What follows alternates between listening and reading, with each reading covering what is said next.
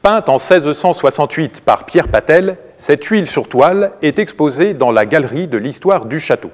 De dimension modeste, le tableau présente une vue cavalière du château tel qu'il était à cette date, c'est-à-dire tel que Louis XIII l'avait laissé, mais avec les premiers aménagements de Louis XIV.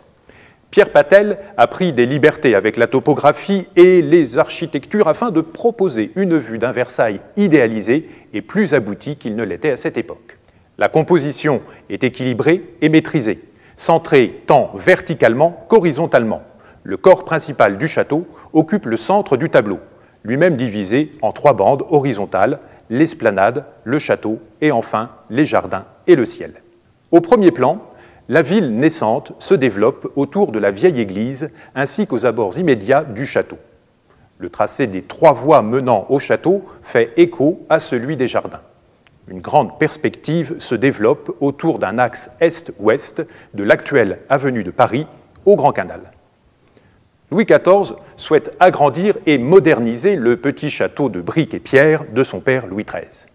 Les premiers travaux sont effectués par l'architecte Louis Levaux. 2 ailes sont construites de part et d'autre de la cour, des communs à droite et des écuries à gauche.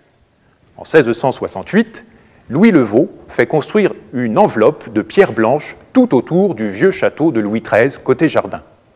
L'enveloppe n'est pas visible sur le tableau puisque celui-ci date de 1668. Si le domaine de Versailles ne représente aujourd'hui plus que 815 hectares, il faut se figurer qu'il couvrait une superficie de plus de 8000 hectares jusqu'à la Révolution. Cette immensité est suggérée dans le tableau par la perspective s'étendant à l'horizon. Le message délivré par le roi à travers cette conception est celui de l'ordre, de la domestication de la terre, du pouvoir et de la grandeur.